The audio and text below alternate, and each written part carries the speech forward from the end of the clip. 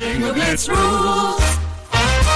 If your bingo has ads in it, That's not a bingo. if it doesn't have the coolest tournaments, mini games, and the most breathtaking design, Nope, not a bingo. if your bingo moment makes you feel so excited that you just want to burst in joy and scream out loud, bingo! Sorry, so you're playing... Bingo Blitz? Now that's a bingo. Discover a world of excitement with Bingo Blitz, the #1 free bingo game. Download Bingo Blitz and play for free. Now that's a bingo. Hi, I'm Jennifer, a founder of the Go Kid Go network. At Go Kid Go, putting kids first is at the heart of every show that we produce. That's why we're so excited to introduce a brand new show to our network called The Search for the Silver Lining, a fantasy adventure series about a spirited young girl named Isla who time travels to the mythical land of Camelot. Look for The Search for the Silver Lining on Spotify, Apple, or wherever you get your podcasts.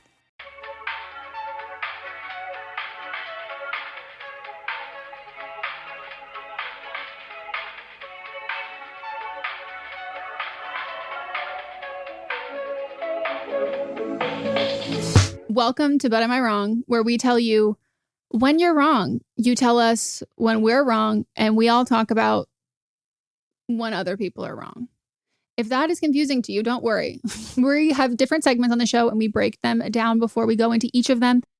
And this is a collaborative podcast. So in our segments where we talk about, again, ourselves, your write-ins, and then when we nominate people that we want to talk about who are doing the most and not in a good way, you can also vote on if you agree with us. But we don't formulate it like, do you agree with Meghan and Melissa?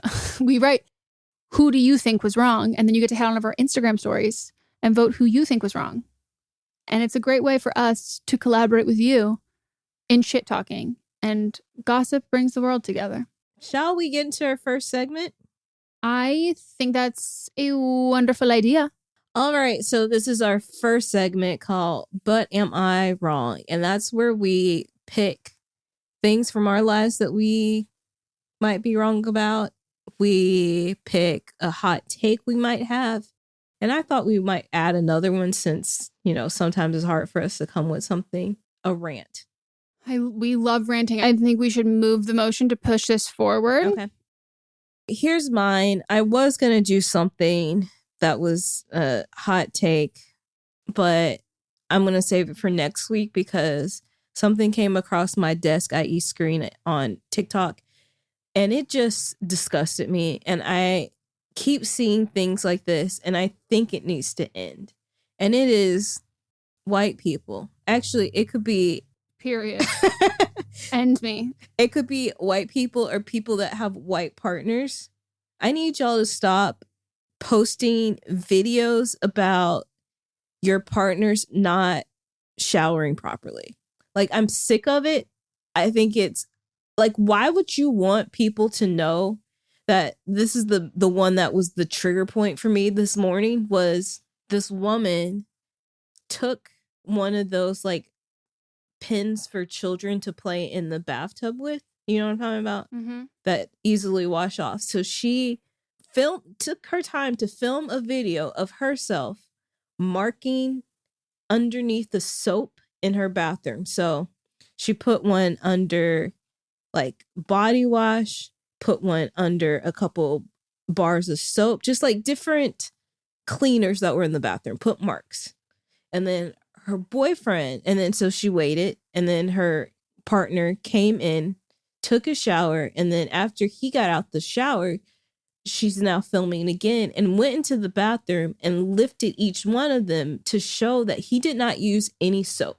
And she was like, what did you use? And he's just like standing there embarrassed, as he should be, but she should also be so embarrassed that she doesn't post this. And he's like, what do you mean? And she's like lifting each one. It's like, you didn't use this, you didn't use this, you didn't use this. And he goes, I just used water. And she's like, what do you mean you just use water?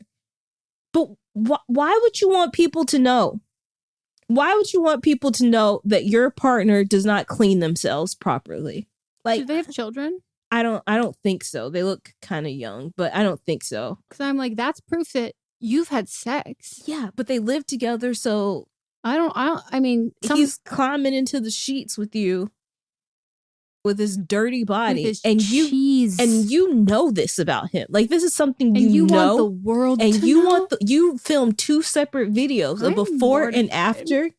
And this is not the first one. I saw this other man, and this was a black man, film one about how his partner, who was white, like, didn't properly clean herself either. And they like sat up and made the video and then made a joke about it and was posting it online. And I'm just like, stop. Like, I just assumed that a lot of people do not properly clean themselves. That's a good assumption to have. Yes. And I don't need confirmation. I do not need confirmation. I don't need verbal confirmation. I can smell you through the screen. Yeah. That's so embarrassing. Yes. For both parties. And like the person who's making it, you make content because you go, haha, relatable. And this shouldn't be relatable. Mm-mm. This isn't funny. No. This is so bad. Yeah. So stop. Stop. Like, it's not funny. It truly is not funny. No, and like, you know, I think we've talked about it definitely on the mic. But I don't know if we talked about this specifically off the mic. Like the stereotype that like white people are unwashed and they don't, like, that is very true. Like, that is like, as a white person, I speak for all white people. And like, you know, it's, if you're not going to get in a bath or a shower, like, you know, it's whatever. And like, there's a whole history of, you know, white French people, they're allowed to be smelly and like not all of this. And so then we're, you know, using this, and then white people in the terms of white supremacy thinking that makes them, I mean, for lack of a better word, but it is the word in their mind, clean. Like if you think of like Mormon faith and, you know, being white is pure and clean. And so therefore you have different expectations and standards. So there is valid truth to the fact of that. But when you grow up and you are a white adult, such as myself, such as the people filming these videos, you learn how to wash yourself. You learn to have like poor hygiene habits unrelated to mental health or disability. When it's used as a ha-ha, it goes, oh no, you are aware that this is a problem. You are aware that this is gross. And instead of fixing this, you're going to laugh about it. Yeah. And you know who it's a way bigger problem for? Everyone has to smell you. Everyone has to be around you. If Mott's was someone who like did not shower, like there are times that he'll shower like 3 times a day, twice a day. And it's just because he's like, I just feel like, you know, I've been working. I feel like gross. And I'll be like, you don't even smell. Just take a shower in the morning. But I've never in my life had to instruct him how to shower. Right. I could not get, that's like the biggest ick. Like I could not be attracted to you. The woman literally asked him, how did you clean your ass in this video? And he goes, water. And I bet he didn't even do that. He probably just, the water ran down his back. Yeah. And so he assumed that, oh my God. Yeah. Why would I clean my ass? It's gay. That's literally. There was a dermatologist that posted a video and was like, make sure you're cleaning these parts. Did you see this? I was going to say there was a white dermatologist who was like, you know, that you really don't need to bathe yourself as often as like people say that you do. Like, don't be too abrasive. Like, you know, you want the body oils. And everybody's like, you need to be a little more specific because people are going to take this and run with it. Yeah. But this one's, she's like, make sure you're cleaning behind your ears. Make sure you're cleaning between your toes. Make sure you're cleaning your belly button. Like, it was just things that I thought were basic and things that I clean, but I guess it's not for everybody. So if you're a dermatologist, great, share your wealth. But I do not need people that are committed to someone that you like this person and you probably didn't have a problem with it until other people start talking about it. And now you're shaming them. You're part of the shame. This does not look good to either of you. The comments will not turn out how you want them to turn out. No.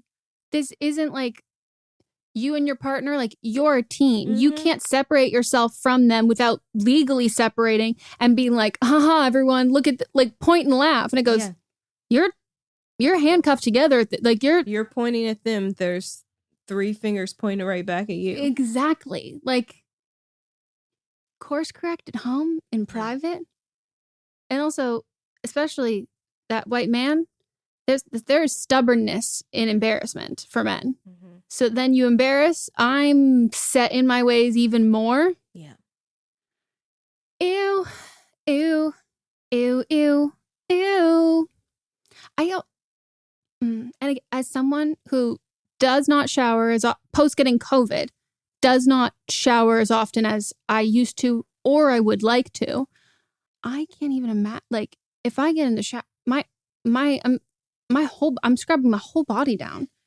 I'm exfoliating. There's multiple layers there's body wash. They're exfoliating. Then I'm doing a different kind of body wash. Then I'm shaving. Then I'm doing another body wash. I'm not leaving that on my skin. I'm using different like abrasion things for like. I have a different soap that I use on like areas that secrete more sweat. Like I have a different one. I have a different one for my ass because that's tender meat for me. So I have one that I actually lean meat. Yeah, I actually saw a dermatologist on TikTok talking about this because I was like, I've been cleaning my ass. Yeah, like I've been cleaning my ass my whole life, but it's just always gotten very dry. Yep. And so then he was talking about this cleanser that has a little bit of oil on it, and he was a gay man, and he's saying this is what gay men use to clean their asses. And I was like, I have to say, I've gotten some of my best best body care recommendations from men who sleep with other men. And now it's not dry anymore, but it's clean. Why are you doing it? Like, you don't even get that satisfying feeling. Like, if I don't see little pieces of dead skin pilling up, I have not been there enough. I also thought about how there's some people that don't use washcloths or don't use any type of thing they just use the soap.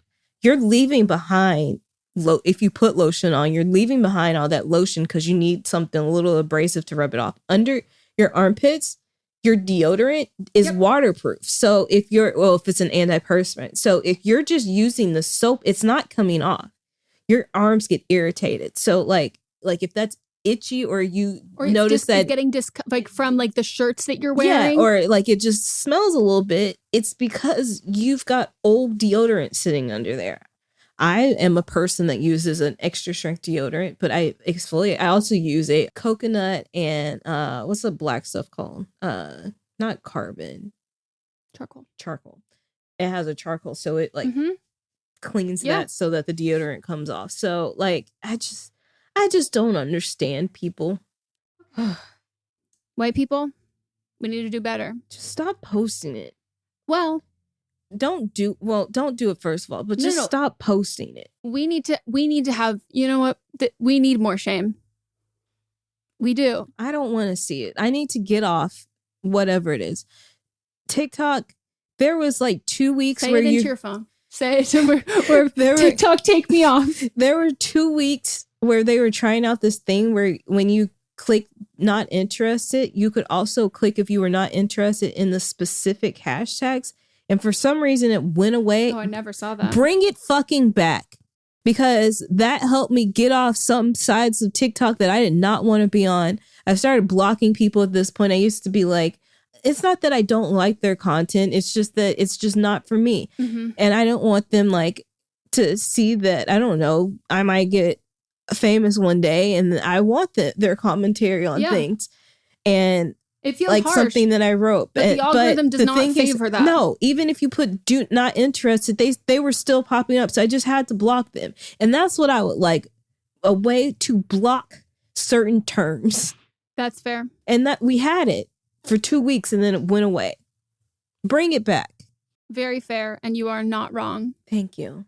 So my hot take is I have a theme of this episode. I was going to kind of break up my nomination for Wrong of the Week into like different genres, but I think this is going to be a very full circle thing. So I'm excited to go on this ride. My hot take, I kind of want to give a precursor because it sounds really fucked up, but I think that's what a hot take is, and then you have to listen to the explanation. And my hot take is body trends do not exist in the way that people claim they do. So right now, the new thing that people are claiming is, oh, thin is in, thin is back in. I'm going to say this as a thin person. Thin has always been in. We have not had a body trend of bigger bodies because that has been what's fashionable or cool. It has just been we've allowed fat people to exist in spaces and be seen.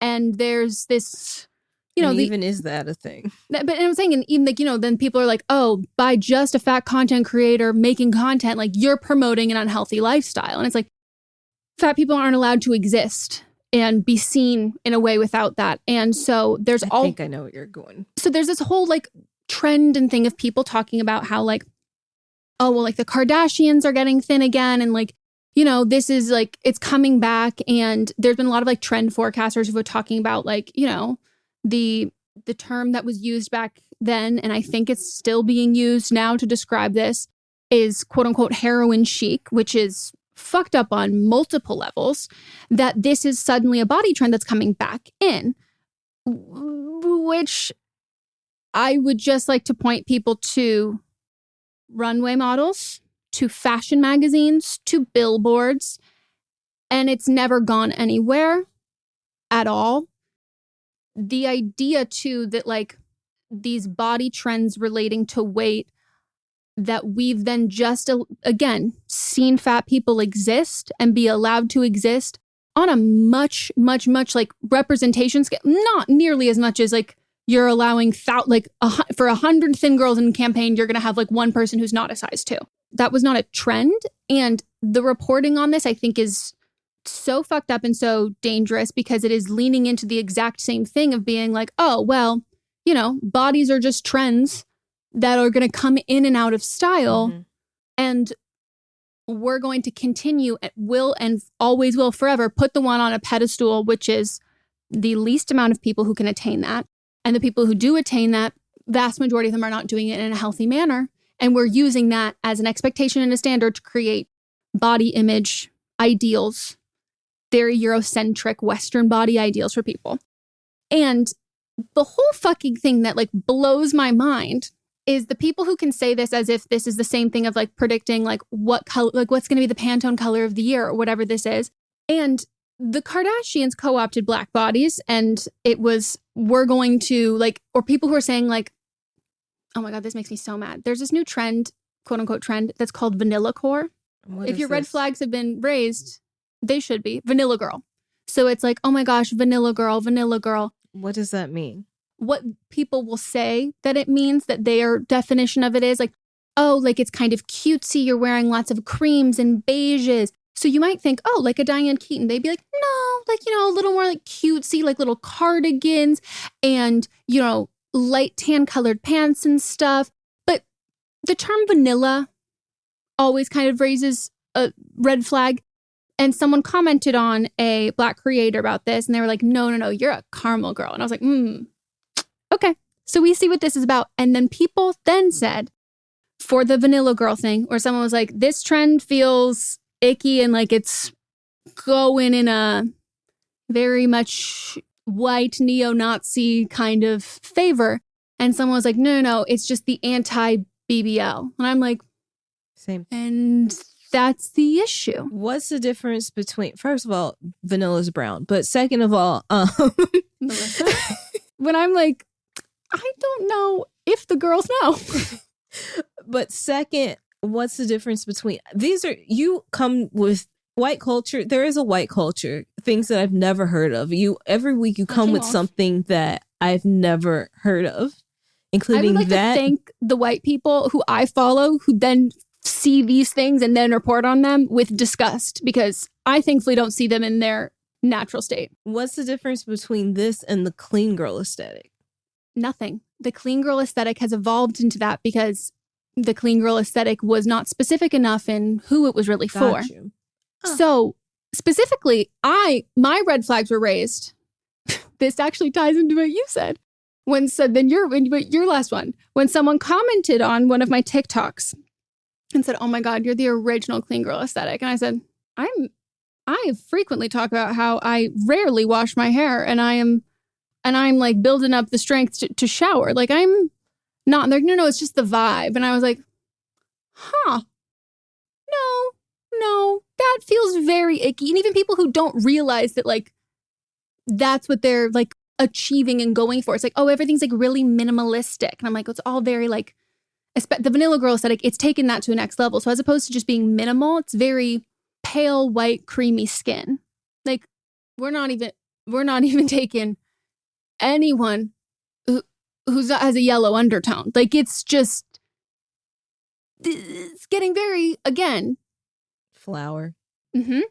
It's just red flags left and right. And so I'm watching these things come up at the same time as that being the anti-BBL and saying that like thin is back in and all of these things of like the Vanilla Girl aesthetic and even the like, this one is a little more obvious and they've been changing the names of this. I don't know what people are calling this as much now, but like the Lolita aesthetic, that was like a Tumblr. Oh. Yeah. So that was a big Tumblr thing. So I'm seeing the exact same, people also referring to as coquette. So I'm seeing the same sort of things I would see reblogged on Tumblr and the like outfits. The food. When I typed it in, coquette aesthetic came up. A maiden warrior into a winsome coquette. A woman who flirts. A woman who likes to win the attention or admiration of men but does not have serious feelings for them. Frills, lace bows, hearts ribbon in excess. Beautiful pom-poms, flushed blush, pretty hair accessories, light colors. Yeah, so that's the same. That's the Lolita they're saying aesthetic. Like the girly who flirts, but you're not going to get any. Because she's a child. Yeah. So the whole thing is very childlike. All of these things are fucking connected. And so then when people say things that they think are like just kind of throwaways of like, oh, the body trends, thin is back in, like BBLs are out and like this sucks, like whatever, that blah, blah, blah. And this is mostly thin people who are saying this. All of these things are fucking connected. And the idea that bodies have ever been in and out of trend is like legitimately bullshit. Like you don't see every model walking down a runway with a BBL and giant fake boobs. Like that's not what this is. It's never been that. And I think it does such a fucking disservice for like how prevalent eating disorders are, but how warped like body images and all of this shit to suddenly tell people that like being thin is back in, as if those expectations and standards have not always been there. And then some people didn't happen to fit into that and just existed. And then being like, oh, well, you're existing here, so it must be a trend, but it's out now. I'm sorry. And it's like, no. And the whole thing is like the fact that we've gone to the level of buccal fat pad removal, which is removing the fat in your cheeks, which turns everyone into like looking like a Tim Burton character, which if you want to look like a Tim Burton character, like go for it. That's amazing. But that's not the look that people want to look so thin, so sickly and gaunt at this like young age, that like the crossover of all of these things together is just pointing to Aryan race and eugenics. And it's just alarming.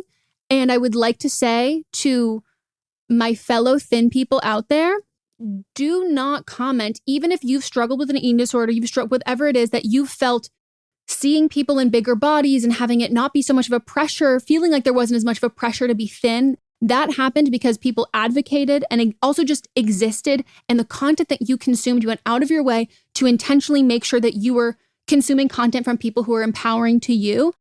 You continue to have that power, but to kind of throw your hands up in the air and say, well, there's nothing I can do, I just have to go along with the trends.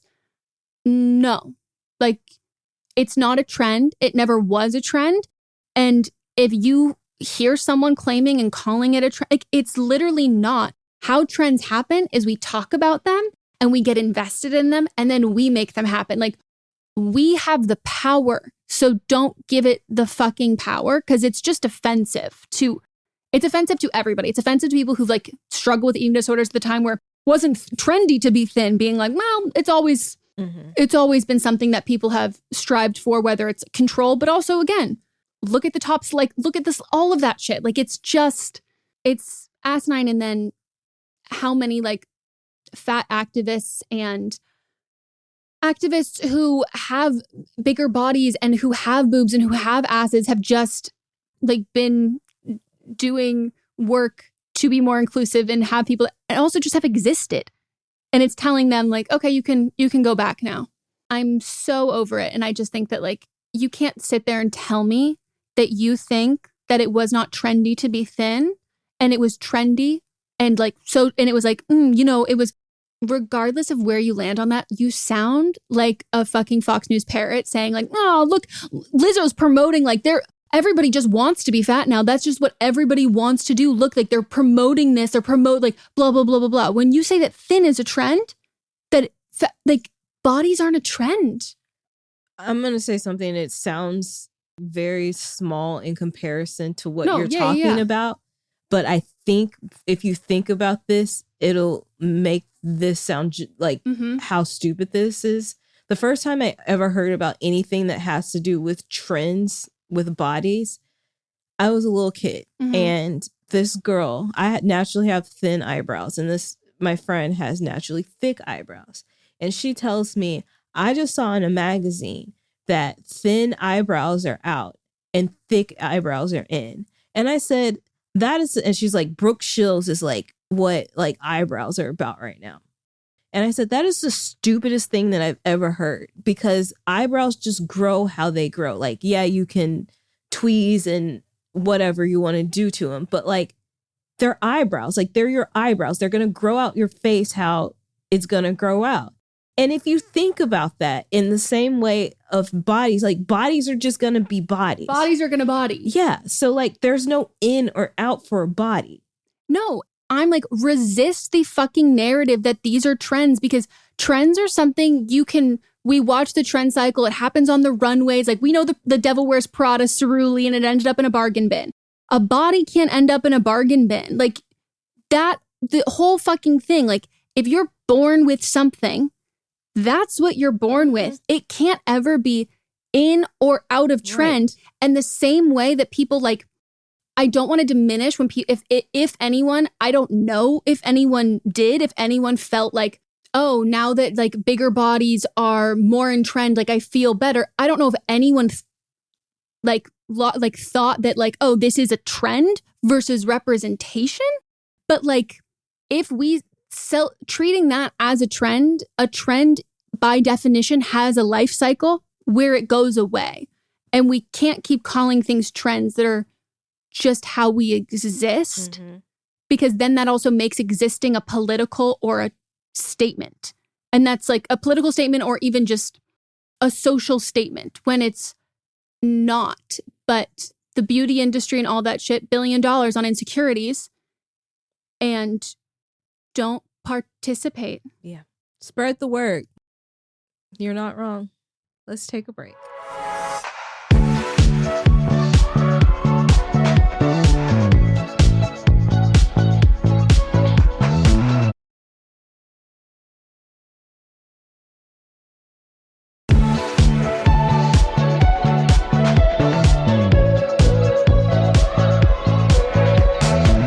And we're back. Yippee-ki-yay. Woo! Now it's time for But Are You Wrong? And this is our segment where you, the listeners, or if you're on Patreon and you're watching us, hey, join. It's a great time and it is very cheap, very affordable. You write in and let us know a predicament that is happening in your life and what stance you have taken, and if we think that you are wrong. So if you would like to write in, you can send it to butamiwrongpod@gmail.com. Keep it under 300 words. We do ask that you let us know your ages. There's multiple people involved. Come up with some fake pseudonyms. The whole thing is anonymous, but we want to be able to follow this so then we can give you a fair judgment. Okay, anyways. All right. Here's the first writer. I picked this one mainly because they use some pretty emojis. Hi, Eminem. Diamond emoji. Heart emoji. Sparkle emoji. Then a wedding ring emoji, which I'm guessing is for you. Then an alien emoji for me. And then a white queen and a black queen. I'm sorry, you get to be an alien. I'm defined by the jewelry on my hand. That's fun. I like my ring. I finally have another Am I Wrong situation I would love to hear your take on. Tonight, I came home from my job as a server at 9:30 p.m. It was raining. My boyfriend left our one shared covered parking spot open for me and someone parked in it. I circled the lot 3 times to see if there were any open, uncovered spots. There weren't. It's Friday night. Rolling eye emoji. Before parking in a nearby strip mall lot. I was so pissed. I was going to call the cops, but first I called my dad, a cop. 3 rolling eye emojis. To ask if that's a thing they deal with, and he said no, they don't care, which I half expected. So I called the tow truck number posted in my complex's parking spot and left a note on the car that went something along the lines of, "Hey asshole, I paid to park here and you're making me walk a quarter mile home in the rain. Anyways, we will see if the tow truck shows up or not, but am I wrong for calling the tow truck, leaving the note? Love you ladies and all the episodes lately. Thank you."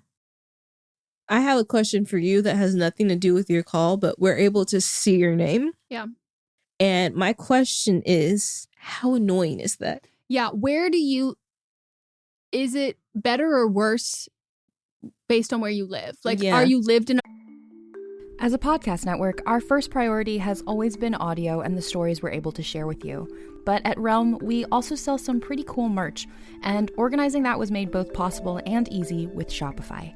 When you think about successful businesses like Aloe or Allbirds or Skims, an often overlooked secret is the business behind the business that makes selling and, for shoppers, buying simple. For millions of businesses, that business is Shopify. That's because nobody does selling better than Shopify. It's the home of the #1 checkout on the planet. And the not-so-secret secret that's definitely worth talking about is that Shop Pay boosts conversions up to 50%. That's more happy customers and way more sales going. If you're hoping to grow your business, your commerce platform better be ready to sell wherever your customers are scrolling or strolling, on the web, in your store, in their feed, and everywhere in between. Businesses that sell more, sell on Shopify. Upgrade your business and get the same checkout we use with Shopify. Sign up for your $1 per month trial period at shopify.com/realm, all lowercase. Go to shopify.com/realm to upgrade your selling today. Shopify.com/realm.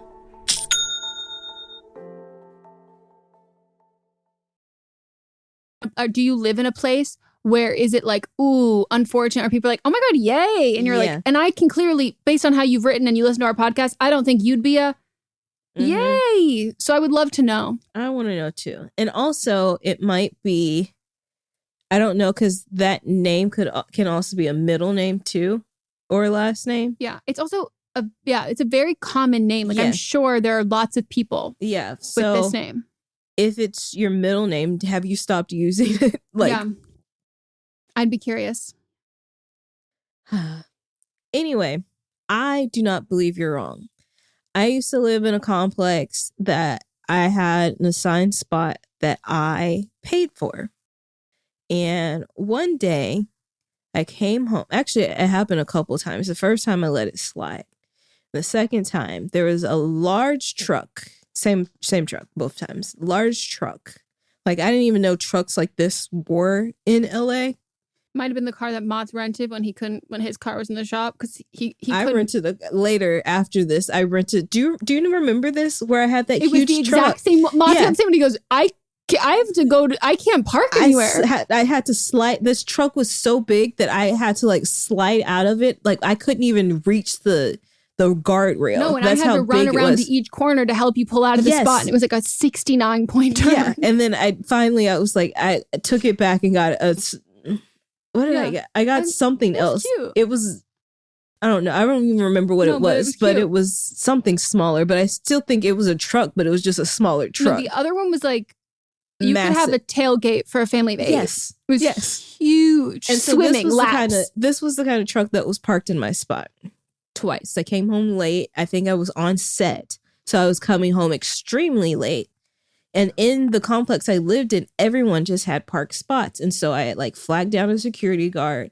And I said, hey, can I park in the guest parking? Because somebody's in my spot. And they were like, okay. So they left a note one day on it. And then the next day, they're like, we're just going to tow it. Turns out my roommate was fucking this dude. And that was his truck. So I was living in a condo, and she had 3 spots, and she was like, and I didn't know she even had, like, as a total had 3 spots, but I was paying for my own spot. Yeah. But it's included in her since she owns it. And so I didn't even know there was a 3rd spot, so I could have gone to park in it. But she knew that's the spot that she told me was my spot. And I had been living at this place for like 3 years by this time. She had an ex-boyfriend that would park in the other spot. So I don't know why she told him to park in my spot. Maybe she was coordinating between the new guy and the ex-boyfriend. There was overlap. But anyway, I had his truck, and then she was like, hey, did you have this truck towed? And I was like, yeah, it was in my parking spot, and I didn't know that was your fuck buddy's truck. And she was like, well, we have 3 spots. And I said, I've lived here for 3 years. You've never told me that there were 3 spots, because if I knew that, then when I had people over, I would have had them park in that other spot. 2, you know that I always park here because her spot was like catty cornered across from mine. Uh-huh. And sometimes we'd get home at the same, like, she knew I always parked in that spot. Always. Like, I don't know if she was dickmatized or what, because that dude was hot, and her boyfriend, I guess they're still together. I don't know. It's been years now at this point, but I gotta look this up. I've tried. I found her like business profile, but I can't find her Instagram. But somebody's in your spot. I don't care if the sun is shining. They did not pay for that spot, so therefore it is not their spot. And if you have them towed, that's the reason why the tow company is there, to tow their truck. And it's not like it's like any hamper on you, on the complex. When they go pick up their car, then they go pick it up and they have to pay for it. Like, the tow truck company is there waiting. They want this. I'm sure they showed up because this is how they make money. Oh yeah, no, I've never called someone and had someone show up so fast than a tow truck company. Yes. Prompt, on the dot, reliable, ready to help you whenever you need it. Mm-hmm. So, no, you're not wrong. Fuck them. No. And you have to walk in the rain, or even if you didn't, if it was not raining, if the sun was out and care. It was 70 degrees, they were in your parking spot that you pay for. That is theft. Yep. Someone who's going to park in a parking spot that is somebody else's, that they know that they have to pay for, those people are also going to call the tow trucks on other people. Like, that's you. They're not like tit for tat, I help you out, you help me out. It's like, I don't know you.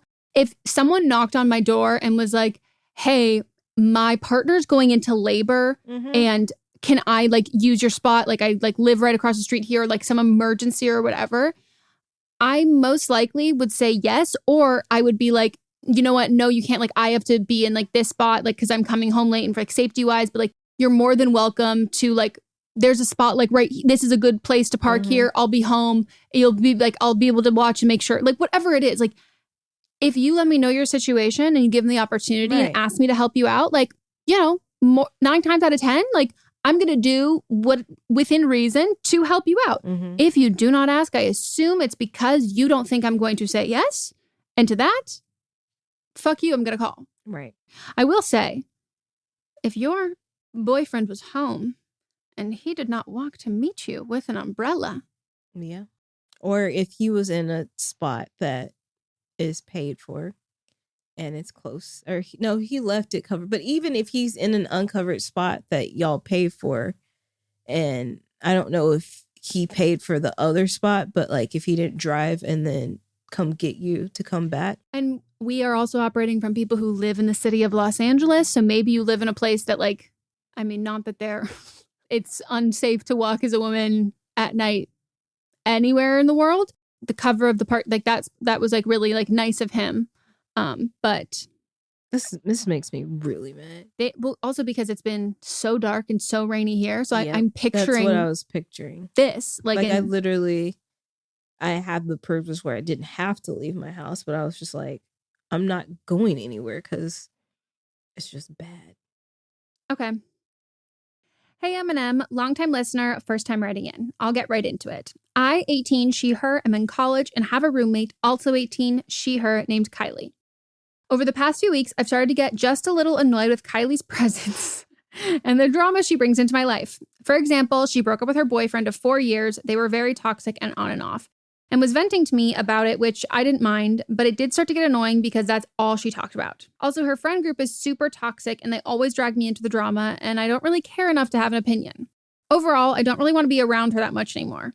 To make matters worse, she invited me to go to Utah with her over Christmas break to see her dad, to whom she does not have the greatest relationship with. I immediately told her that I couldn't pay for it and would have to work, but she told me to ask for work off and it would be all expenses paid. She was kind of guilt-tripping me and saying, I don't want to go see my dad alone. And just today, she asked if I wanted to go to a movie with her. And I told her I had to work on finals and projects, which is true, but I still feel like I'm avoiding her. Am I wrong for avoiding her? I know I have to live with her for another full semester, so I'm trying not to let this get to me anymore. Love the pod. Thanks. You know, if I'm saying ethically, I do think it is wrong to kind of avoid someone you live with when they have a different expectation of a relationship, because communicating this, I think, is the more mature thing to do. But you live together. And so that makes it worse for everybody. I think it's worse when you avoid someone that you live with, but also it's harder to confront someone you live with because it can make a hostile living environment. But I low-key think you're wrong, because I think right now, even though I don't think it's your intention, I think inadvertently you are going to create a hostile living environment for her. And doing that to avoid creating a hostile living environment for you, I don't think is fair.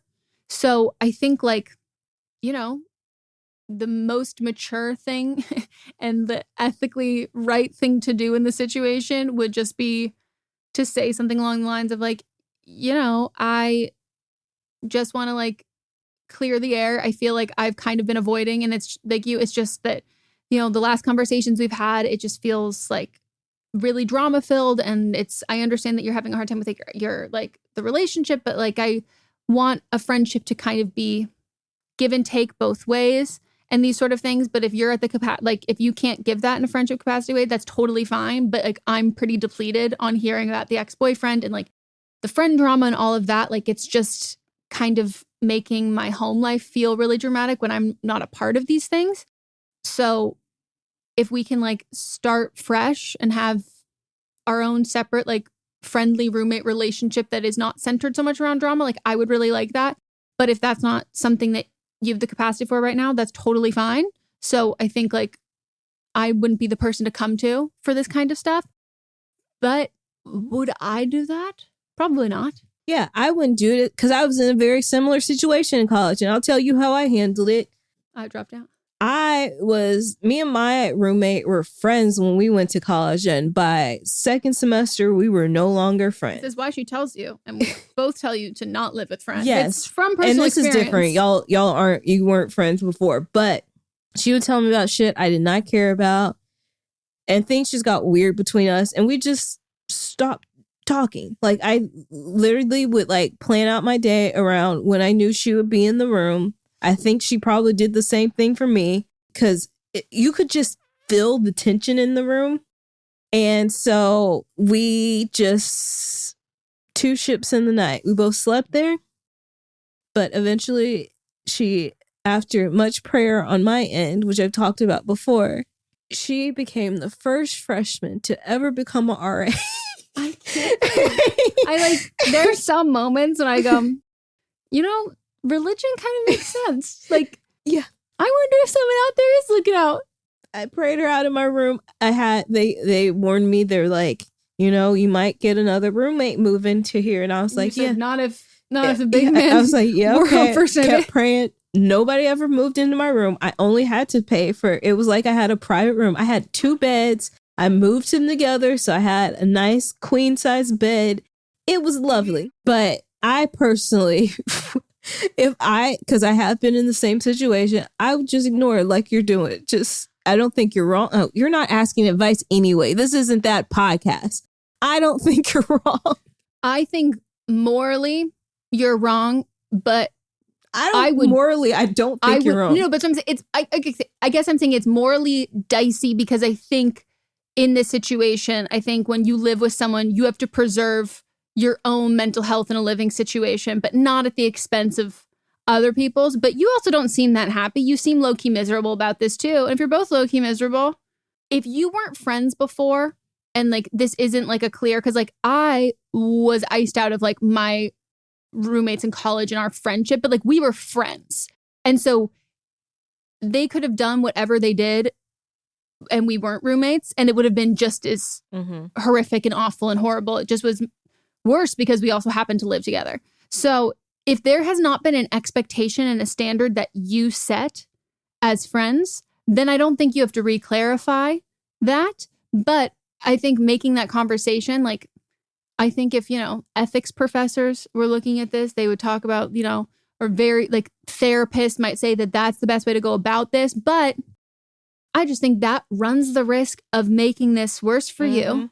And I would probably continue to do the same thing. I'd put my foot down about like that. I'm not going to Utah with you. Like, you don't even have a good relationship with your dad. Like, pisses me also, off. do you not celebrate Christmas, or do you not, and like, even if you don't celebrate Christmas, like, did you not have existing plans or people to see? Like, did you, or even if you were going to stay, like, I knew people who like would stay in the dorms or like stay, like, were you searching for those things? Because I could understand if you didn't have plans and were trying to find plans and she offered her plans and I would be like, your plans suck, no thank you. But if the entitlement to like trying to swoop you from your pre-existing plans to come with her where like she's bitched about her relationship with her dad and then you have to go to fucking Utah, like, no.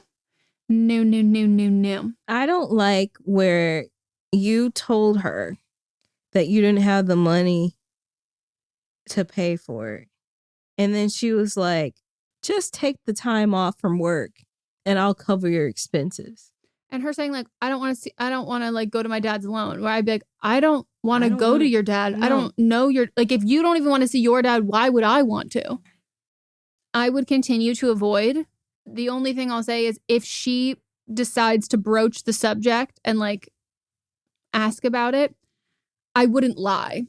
I would be honest because I think if you lie, then you kind of have to like say yes to a couple things. And then you have to keep up the lie too, which is a lot to keep up when you are roommates with somebody. Yeah, because then it's like, well, no, I've just been really busy. And then it's like, okay, well, now you're going to have to make the point by coming to a few things and agreeing to do a certain things to like, then you can go back to avoiding, but you have to, don't play that dance with it. Like, anyways, honestly, you wouldn't be wrong. I, she, her, 24, have been with my boyfriend for 7 years now.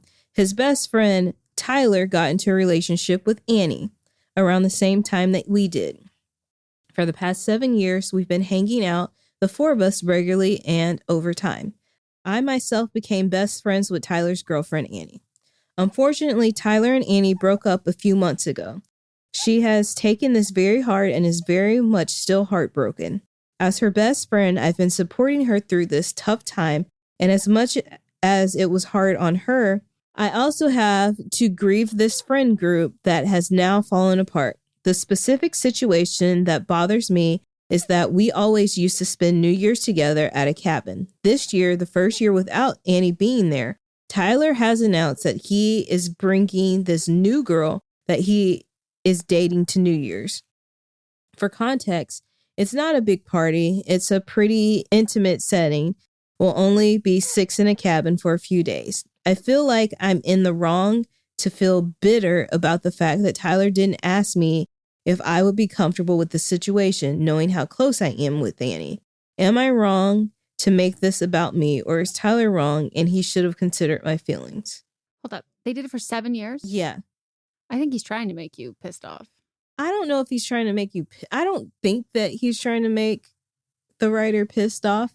I think he just wanted, if they do this every year, this is something they do, that he just wanted to bring the current person he's dating. I guess it depends if it's all couples, that totally makes sense. But I would think like to not say anything to you and you dated for 7 years, I think maybe he's not intentionally pissing you off, but he knows that this would be, a weird position to be put in. Yeah, I do think it's awkward not to discuss it if he didn't like have a conversation and be like, hey, which I think he did, saying, hey, heads up, I'm bringing my new girl, and you didn't specify girlfriend, the new person I'm dating. New girl. Yeah. Yeah. So I personally think that, because, you know, we don't talk about, if you have the right to feel however you feel, but I don't think he should have considered your feelings. I don't think this has anything to do with you. Even though Annie is your best friend, this is something that you do with, I'm guessing, your boyfriend's group of friends. Yeah, it says 6. So now I think it might be couples. Yeah, so if it's couples and this is something y'all do every year, and this is the first year that they aren't together, I don't think, like, this is what people do. Like, if you go on a trip, a couples trip specifically, you bring the person you're dating. Like, was he supposed to show up there alone? Was he not supposed to come?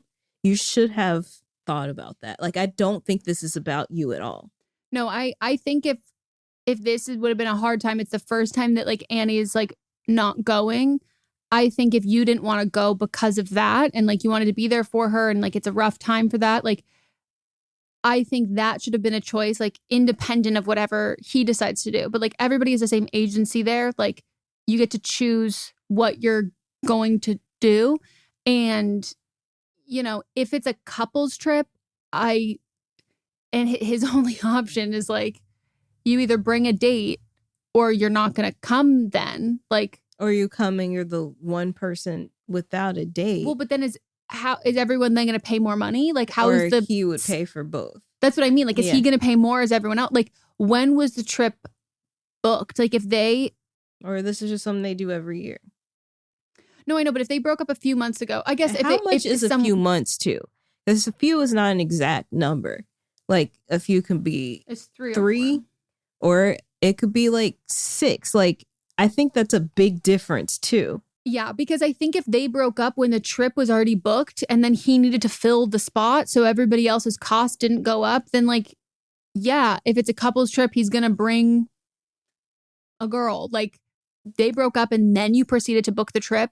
And maybe let's say that like it's a cabin that someone else owns or whatever. So it's not like having to book it. But on the chance that you did book it, then I think it's a logistics aspect, not an emotional aspect that like. But again, is he supposed to sit here and continue to grieve this relationship? Well, that's what I mean. That it's like if you had all booked it and he was a part of it and then they broke up and she was like, I'm going to dip out, then his options are I dip out and I eat the cost, or I bring or I go and I pay double, or I ask people to pay more, or I bring someone who like, and then I can have a fun time. Like, even if it's somebody's that they own it and so nobody's paying anything, why should he have to miss out on the trip? You know, even if there's no money involved. Let's say y'all were all just going to a park down the street, but it was couples that are going to a park, or it wasn't couples. Why should he miss out on bringing somebody that he's dating because of you? Yeah, I also think if you have an issue with him because it's been weird, like, you know, they heartbroken best friend and all of that shit, you have an issue with him. You just have an issue with him, and it doesn't matter. Like, then you shouldn't have gone if he was going to be there regardless. If he brought a date that wouldn't be more or less in his favor. Mm-hmm. Like, I think the date is a morally neutral thing. Like, if you have an issue with him, you should have taken yourself out of the situation even before he said that he had a date, because that puts someone who, imagine being he didn't even have a date. That's what I mean. I'm like, if he didn't even have a date, then like you wouldn't have that. Like, he's the one who was in the relationship with her, and so like that's if you have any harsh feelings or animosity, like it's to him. But it feels like you can kind of accept that, but when he brings another girl in, like that's too far.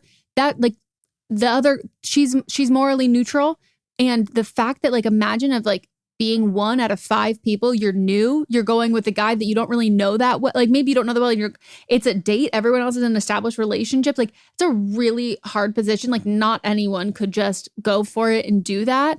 And I think that like, based on your mindset right now, like being annoyed, like if you're annoyed with him, it will feel like you're annoyed with her to her. Like, that's how it will feel. And I would just not go if you can't trust yourself to be happy for him, even if you're not happy for him, because that would make her experience a lot better. And I hope, because you've already at this point, because it was New Year's, it's already happened. And I hope that you were nice to her.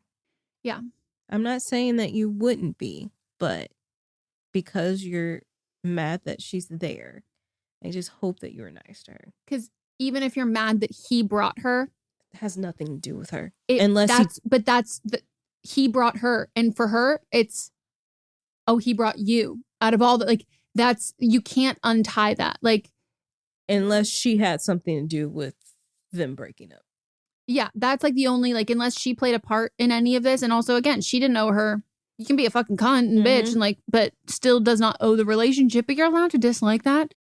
But you, in this instance, like, you can't even separate them. Like, you have to, I hope you were also kind to him if you decided to go. And if you can't be kind to him, then I hope you didn't go, because that's not fair to the new girl. Yeah. And this is your boyfriend's best friend. So yeah, he's not going anywhere unless they have a big friendship breakup. Yeah. And like, this shit is hard. And so it happens when you also don't take sides in this. I low key, kind of a hot take, I do think you have to take sides in a breakup, even if it's not morally. It's just about like, I don't have the bandwidth to like orchestrate hanging out with these people separately and all of that. And like, I might think that you were in the right and I understand why you broke up with my friend and whatever it is, but like, I'm going to be there for who needs me through the breakup. That's who I'm going to be there for. And then I'll reevaluate the friendship and like, where do I want to place that effort into it? But you can't really remain neutral without pissing off both people. Let us know what you did. Okay. I, 23, female, she, her, am an elementary school music teacher. This is my second year as a teacher, and I'm at a school that is majority veteran teachers, 25 plus years in the district. Today, I got an all-school email promoting a Biggest Loser contest. I hate this already.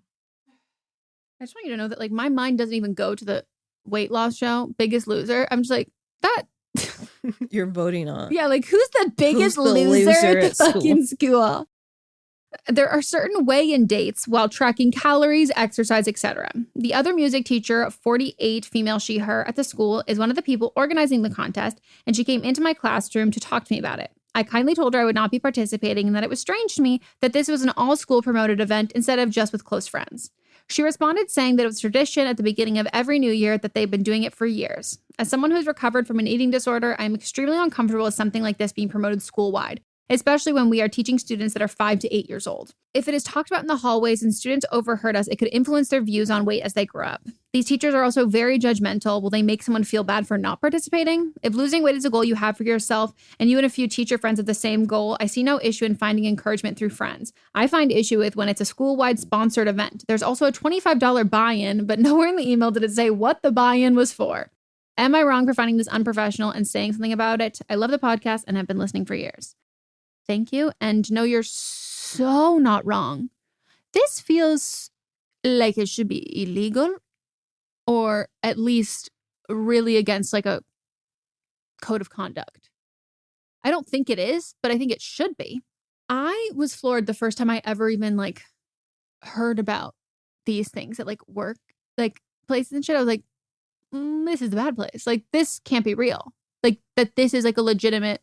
I'm not doubting you. I'm saying the first time I ever heard that this was a thing, like, I genuinely couldn't believe it, because objectively, it is archaic, and this is giving me lean cuisine in the 80s, absolutely horrifically toxic, and teachers don't get paid enough.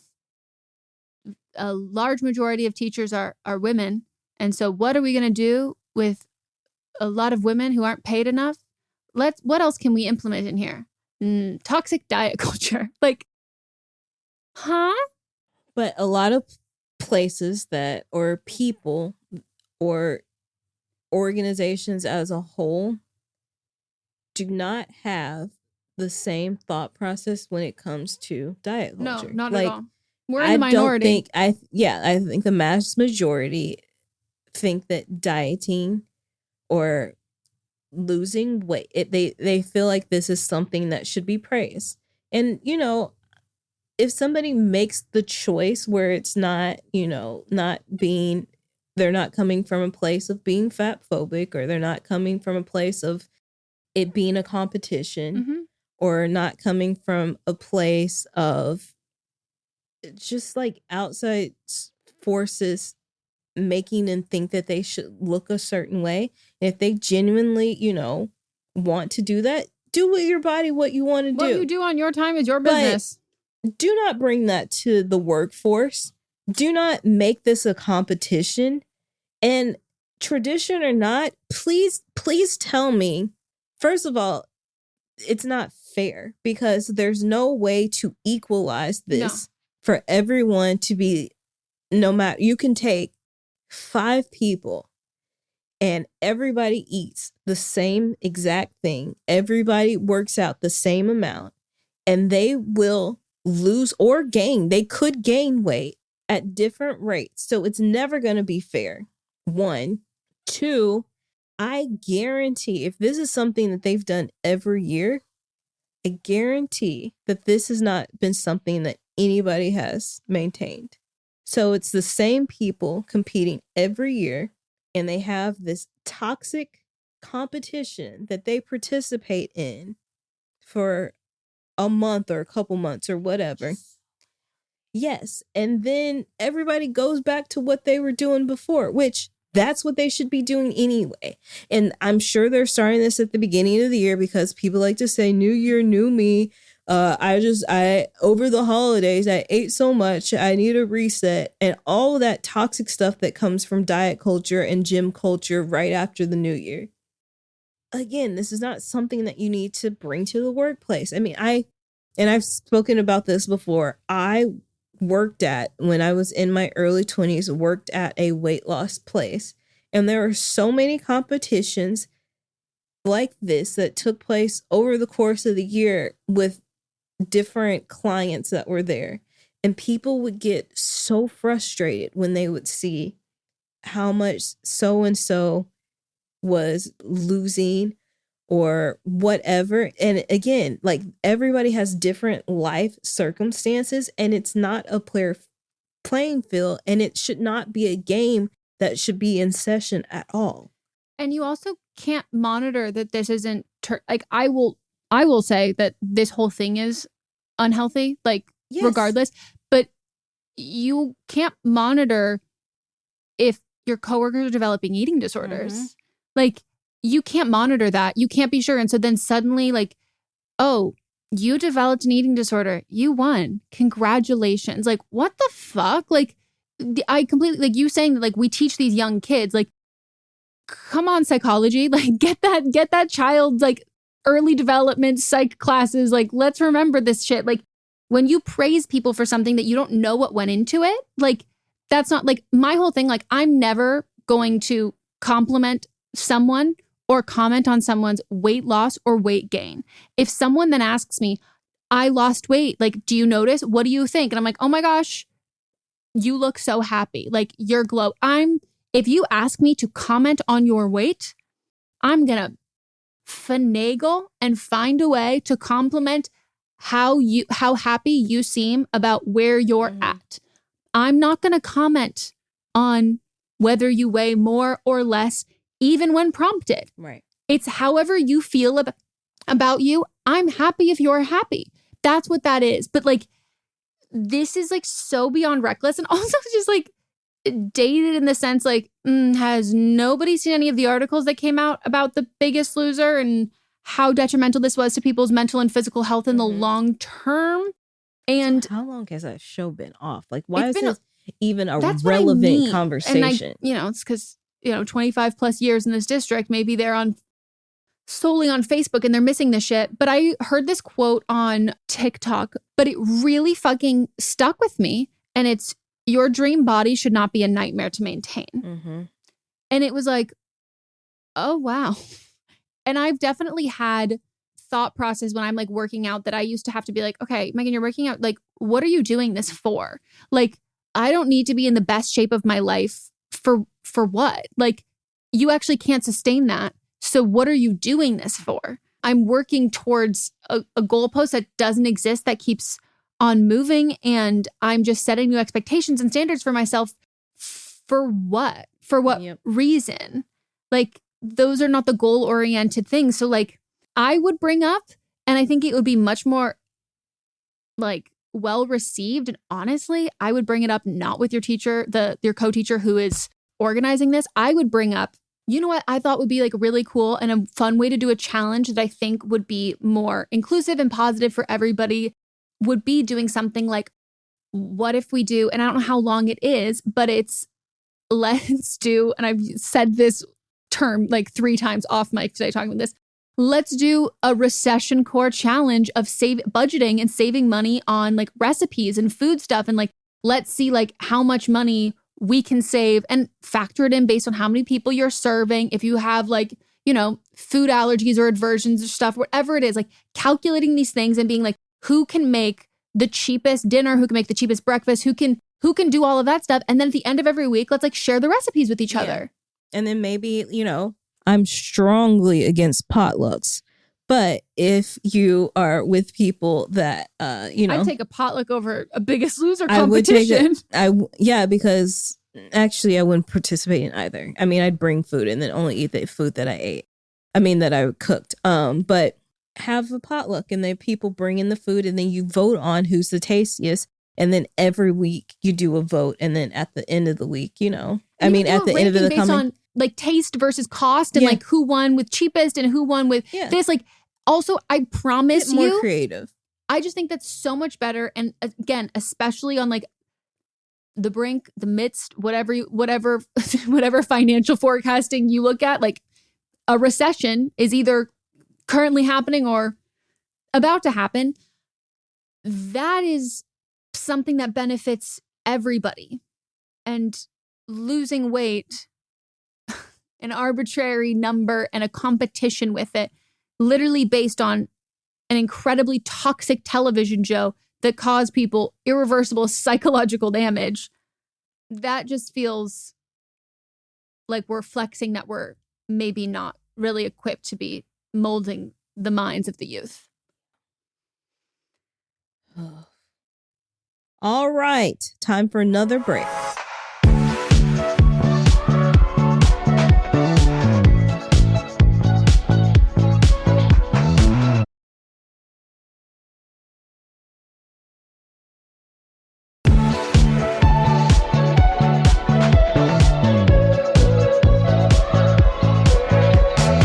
And we're back. Hi. And it's time for But Are They Wrong?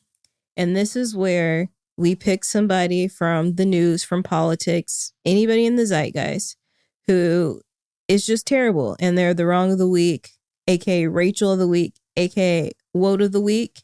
And we present our case. And mine this week is a doozy. Okay. You ready? You know, I think some words that would be nice names for children. Doozy? Mm-hmm. So my nomination for this week is the Laverne Police Department in Tennessee. And I bet you'll not guess in a million years, if you haven't already heard the story, why it is this police department. Okay, so on December 12th, 2022, the director of HR, Andrew Patton, received a phone call from the mayor, Jason Cole.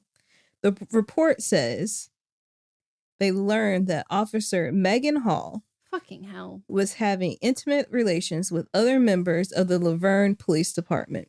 The accusations... She's HR? No, she's an officer. Oh. So this is a problem because if you have sexual relations with someone at the police department, you have to let HR know. Yeah. At most jobs, they want you to. Yes, of course. And this is in the handbook. And the report also said that her and Officer Patrick Magaluco were having a three-way with his wife.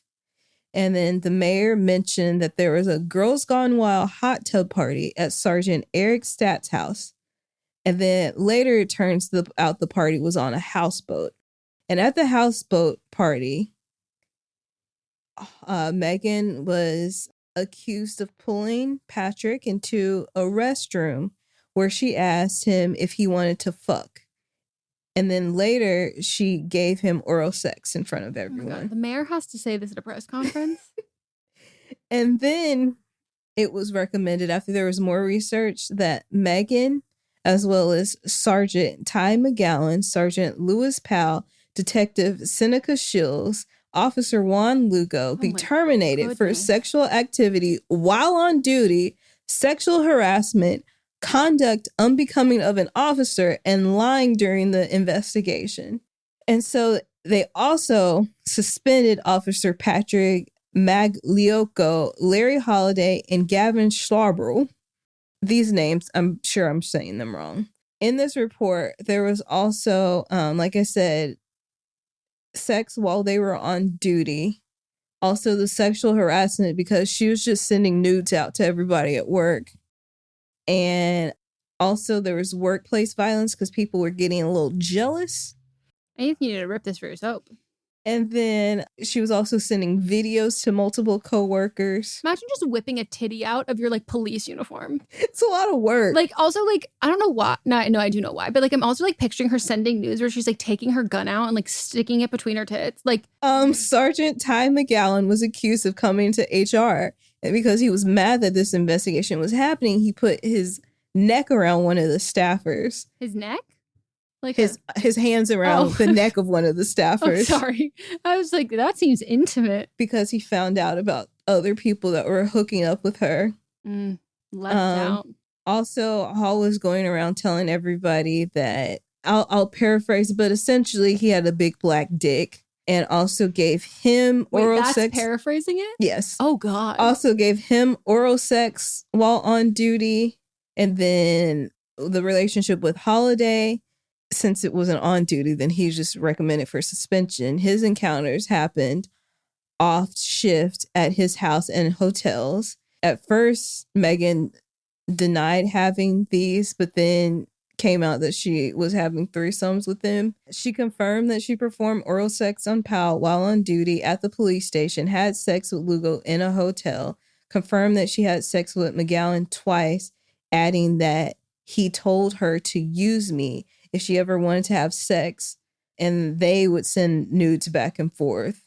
Lugo said that he had obtained permission from his wife to attend a gathering, which this just seems weird. Attend a gathering with a female present with drinking involved, and that he had not received nudes. But then when they looked into it, several Snapchats of both of them. And Snapchats aren't nudes. Right. They're Snapchats. Right. Officer Shields said that he never had sex with her, but then later confirmed that she gave him head at the police gym.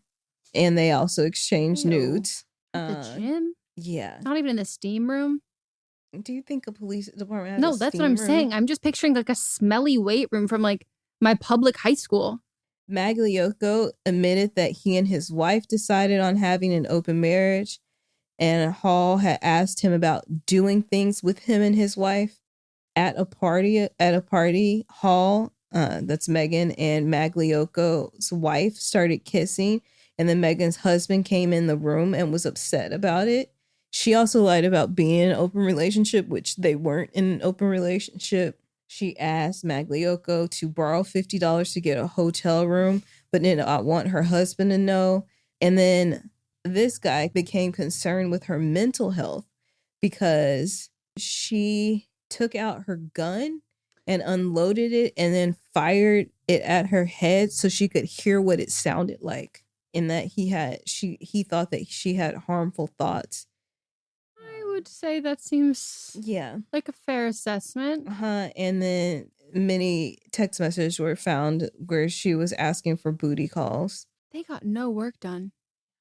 This is a full-time. This feels like Claire Danes in Homeland with like all of the faces taped up with all the little pins and then the string. So then Daily Mail, the journals that they are, sarcasm, tracked her down. I don't know why a British publication cares this much, but I know it's Daily Mail. It's messy. That's fine. They went to Tennessee. They're like, if it's messy, we'll take it. They went and she said that she just said she wanted to move on with her life with her husband. So she's been fired. Her, along with 4 other officers, were fired, and then 3 were suspended. And here's my thing. If you want to have consensual sex with anyone, great. But you don't do this while you're at work. Like, don't hook up with your coworkers, one, and don't do it if you're an official, like, that our tax money is paying for your job. I know I don't live in Tennessee, but Tennessee's tax money is paying for you to be fucking your coworkers. So all of you, like, I think you have a future in reality TV. Like, yeah, make this public. Like, don't do this on the taxpayer's dime. Do this on Bravo's dime. Exactly. Someone get up a fucking handy cam, even post it on YouTube. OnlyFans. Come on. Like, They were doing too much of that. Monetize your side hustle and take it off the clock of your main hustle. Yeah. I'm sorry. I would kill to be a member of this town at this moment. Yeah. If anybody listening is, please let us know what's going on, because they've been sporadically posting things on the Facebook account and they're like, is this blah, blah? And I'm like, the officers literally, because they're posting their official photos, and I was like, their name is literally on their shirt. People aren't good. But go on. This is wild. I just think that they should know how up in arms we all were on the Utah swinger mom talk saga. That could be them. Yeah. I'm not here to shame anyone, and I don't want this to come across as classist. Why are you having sex in a $50 hotel if you're already having sex at work? Well, that guy was smarter, though, because... But she asked him for money. She did ask, because I think that he was like, no, because it did say earlier that he first said no to her, and that he's getting suspended while everybody else is getting... Because I'm like, that's not a very nice hotel, and you've got a place to have sex at work. But I guess if he's not, but you have so many people at work you could have sex with, but you need to have sex with him at a. I'm already kind of sicked out about even like nice hotels, cheap hotels. I'm sicked out They're about all disgusting. hotel beds. They're like, all disgusting. There's you couldn't pay me to bring a black light in there. Like, I need to remain blissfully ignorant. I saw at some place, they were like, when you stay at a place that they have like a cloth headboard, to bring some alcohol and spray on it, because then bed bugs will come out of it. No. Well, I can't say I'm surprised. So, my wrong of the week, again, like I said, it's fitting perfectly in with my hot take.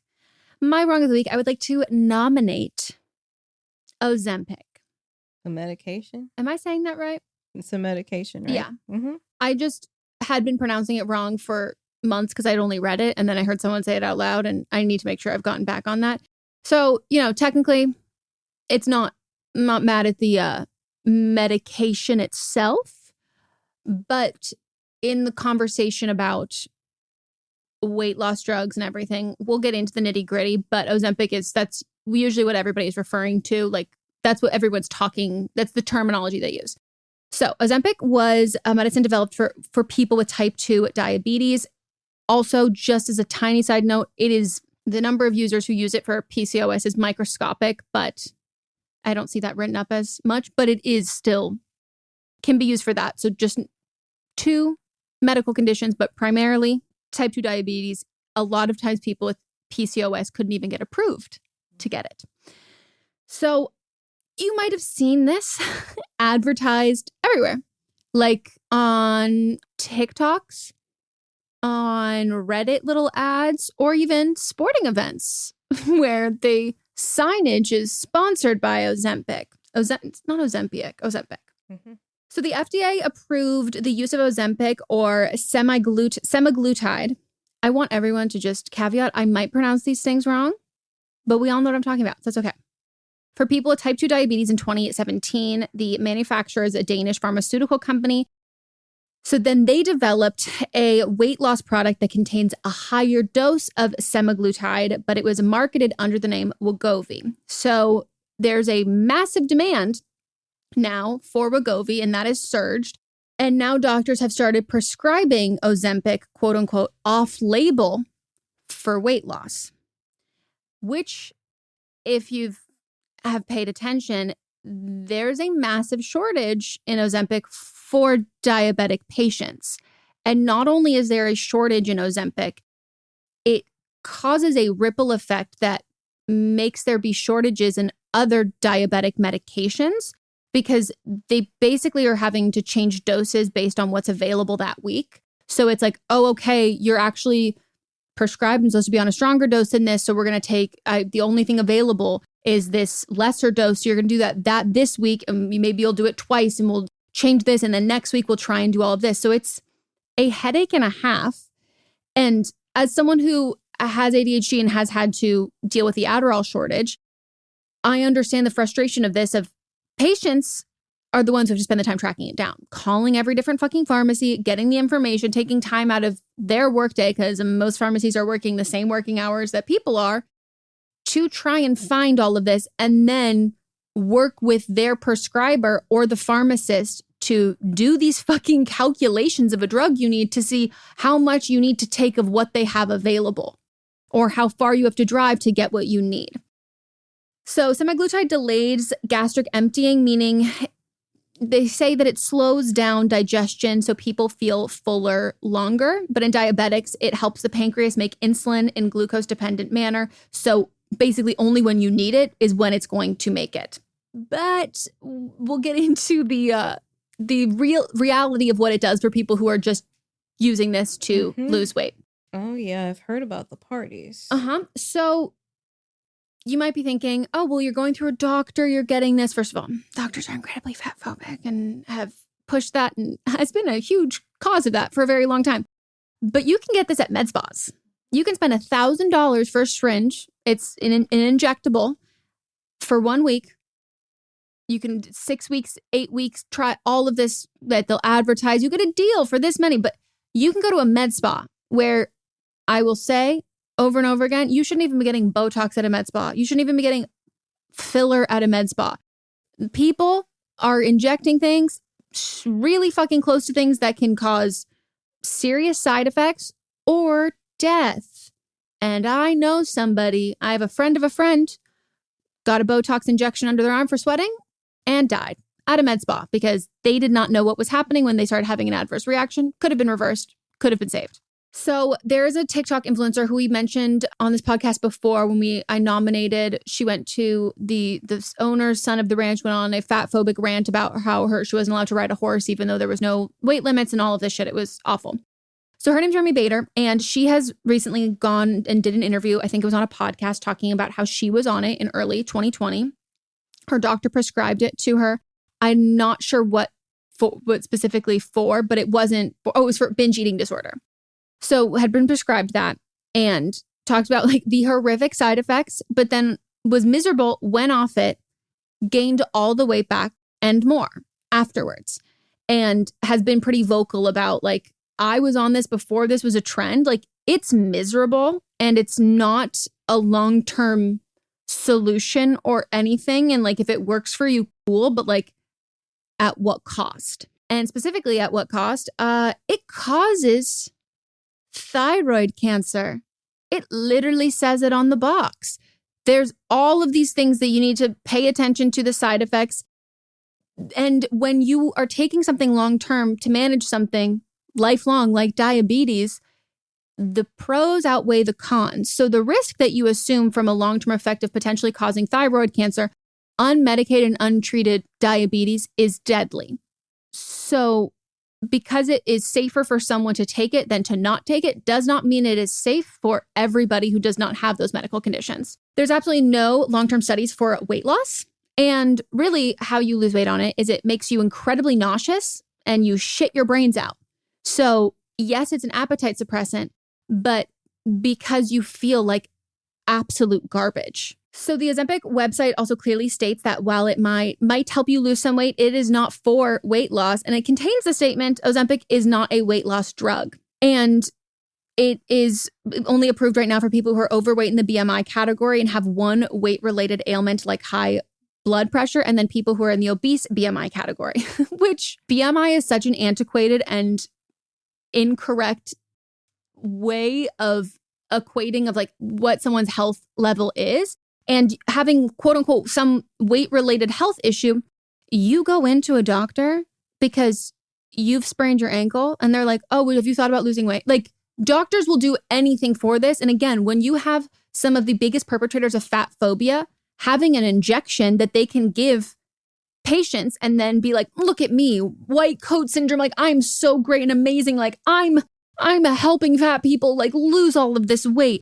You want to talk about pharmaceuticals pushing things? Also noted in an April 2022 study, showed that after stopping Ozempic, most people regained 2/3 of the weight they had initially lost, and blood pressure, cholesterol levels, and other measures of health also returned to what they were prior to starting the drug. The study suggests that in order to see the health benefits of this drug long-term, you need to stay on it indefinitely. And as the drug was only approved by the FDA in 2017, there are literally no long-term research studies done. There's no knowing if extended use of this is safe. So the serious side effects, like I said, thyroid cancer, also thyroid tumors, pancreatitis, vision changes, low blood sugar, kidney failure, and gallbladder problems. And then the common ones are nausea, vomiting, diarrhea, stomach pain, and constipation. So the rumored people who have been on it, Kardashians, and another one that's been talked about heavily is Mindy Kaling. Again, speculated, but a confirmed... Everybody's favorite. I think I already know who you're going to say. Elon Musk. Yay. He said that it contributed to his fit body or something like that.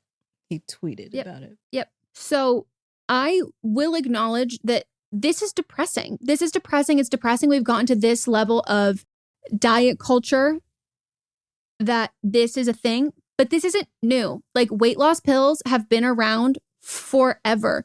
The 80s, 90s, if you listen to like one of my favorite podcasts, Maintenance Phase, like they talk about this shit. But right now, because we have social media, we're able as viewers of pop culture and media, able to talk about it with other people and notice. It's not just, oh, someone has lost a ton of weight and they're on the cover of a magazine and whatever this is. Like, this shit has been around, and I'm gonna 90%, 99% of those weight loss drugs that were popular in the 80s and 90s are illegal now. Or what would happen was that they would come off the shelf because they're legal, and then they'd reformulate it so that one thing was different, and then it would be released again. And it happened all the time. And lots of people will go to other countries to buy them that have been like outlawed here.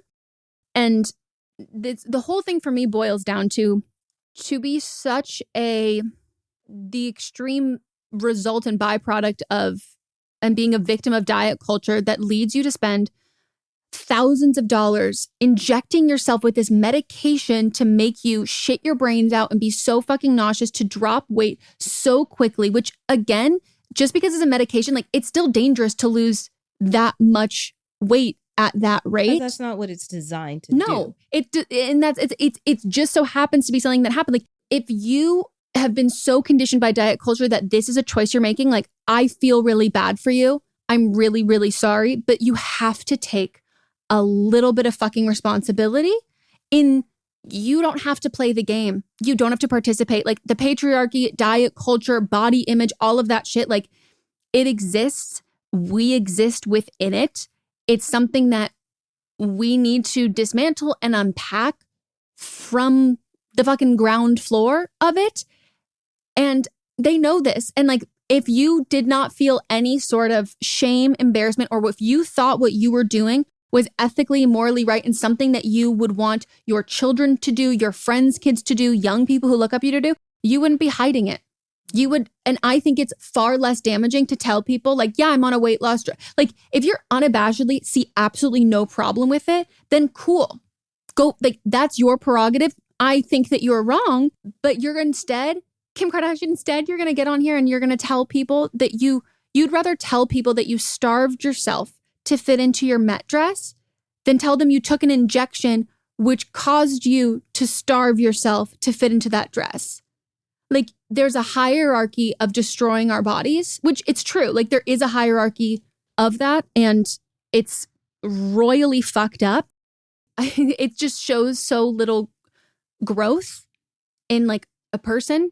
And I'm someone I got my nose done, and there's no shot in hell I would ever lie about that. But you have to understand that if you're not going to admit you're taking a weight loss drug that is unattainable for many fucking people, what is attainable is starving yourself. So when that's what you say that you're doing, or that's the only other way that you could be achieving this weight loss that you're celebrating, it's not a byproduct of you're sick or anything like that. A weight loss that you're celebrating and you want to be celebrated, you are endorsing that to young people. Yeah. And it's fucked. And like Khloe Kardashian responded and was like, I'm in the gym this many days a week. Like, can't believe you would like discredit my hard work. And anybody that's losing weight knows not to credit the gym for that. Like, that is part of it, but it's the food. Like, you talk about what you're eating. But also, no one is looking at these people going like, oh my gosh, like, wow, you're looking really strong. Yeah. No, you're looking really thin. You know who like was the first person in the Hollywood circle that started talking about this? Chelsea Handler, right? Andy Cohen, of all people. That actually makes sense to me. Yeah. Was he taking it, or did people just tell him? Because I was like, people started showing, he literally said people started showing up being 25 pounds lighter than what you saw a few weeks ago. And then he asked, like, what the hell is everybody doing? And that's what he said. And he said people are literally throwing parties, like getting a bunch of it, inviting people over, and then everybody injects each other with it. I think a lot of people think that, like, yes, I'm sure there's some hereditary, there might be like a gene mutation that you're more susceptible to have an eating disorder, but like anyone can. Mm-hmm. And when we live in a society that praises and values thinness so much and shames fatness, you losing a mass amount of weight really fucking quickly, if you didn't have an eating disorder before, it will. Like, psychologically, like, there are so many factors that go into that. Like, control, yes. But a lifelong of having a poor body image and not being able to lose weight, wanting to be smaller, like striving to be thin, suddenly you become thin. It's never going to be thin enough. Mm-hmm. There's a shortage because people that actually need this can't get it. So why isn't Ozempic being responsible, which we know why, it's money, and saying this is not intended for this? Because what's going to happen is that people are going to keep taking this, and eventually somebody's going to take too much. And then what are you going to do? Mm-hmm. That's fucked. All right. That's it. That's a lot. I think we might have set a record for the longest time we've ever recorded, because what y'all don't know is that we started recording, went off on a tangent. What if you listened to See You Next Tuesday last week, then you heard what that tangent was. So in total, we've been recording for 3 hours. Yikes. But I think this was an informative episode. It was. Fuck the police. Police, stop fucking each other. You said it before I did. Fuck all of this diet culture. Fuck people who park in your parking spot. Yeah. Those are our platforms. Anyways, we hope you enjoyed. Make sure to write in for upcoming episodes if you would like us to help you on your life journey to becoming right. As people who've done it professionally for... Enlightened, if you will. It's good. Thanks. That's nice. Anyways, you can also leave a review on the podcast app. We absolutely love that. We would appreciate that so much. And like I said, we are on Patreon as well if you'd like to support the show. And then stay tuned tomorrow. Oh, the votes. The voting will be up. These episodes go up on Thursday. The voting will be up before Monday. But hey, we're getting closer and closer and closer. So head on over to our Instagram. If you are not seeing all of the ones that we talked about here, make sure you click the highlight that is the latest one and tap through with the instructions, vote, and then we will read the results on Friday. And we also always ask if you are the writer or you have some thoughts, you're voting with the unpopular opinion or the popular opinion, and you just have something you want to say. We love sharing that on the Fisting Friday episode. So reply to those stories and send us a DM. Anything else? I believe that is it. But I lied. That was really quick. Please make sure that you're writing in with questions. And we really appreciate everyone that writes in. Again, that's butamiwrongpod@gmail.com. butamiwrongpod@gmail.com. butamiwrongpod@gmail.com. Thank you. Thanks for listening to NPR. Goodbye. Hi, I'm Terry Gross. Goodbye. Bye. But Am I Wrong is a production by me, Megan Rinks. And me, Melisa DeMonts, plus Diamond Imprint Productions. Post-production by Coco Lorenz. And production assistance by Melanie D. Watson. Listening to a podcast should be time well spent, and I promise it will be if you'll give this podcast a try. It's called Something You Should Know. I'm the host, Mike Carruthers, and in every episode, I talk with leading experts on topics I know you will find fascinating.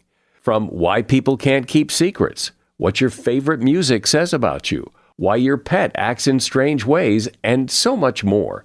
Something You Should Know is designed to give you information you can use in your life and give you great intel that you can share with others. I'm told it's a binge-worthy podcast. And with over 1,000 episodes, there's a lot to binge on. Something You Should Know has been ranked in the top of the Apple Podcast charts consistently for a long time. I know you're going to like this. I just need to get you to try it. Something You Should Know. It's available wherever you listen to podcasts. Hi, I'm Jennifer, a co-founder of the Go Kid Go network.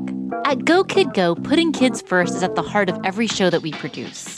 That's why we're so excited to introduce a brand new show to our network called The Search for the Silver Lining, a fantasy adventure series about a spirited young girl named Isla who time travels to the mythical land of Camelot.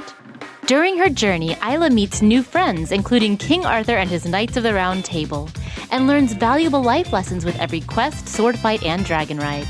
Positive and uplifting stories remind us all about the importance of kindness, friendship, honesty, and positivity. Join me and an all-star cast of actors including Liam Neeson, Emily Blunt, Kristen Bell, Chris Hemsworth, among many others, in welcoming the Search for the Silver Lining podcast to the Go Kid Go network by listening today. Look for the Search for the Silver Lining on Spotify, Apple, or wherever you get your podcasts.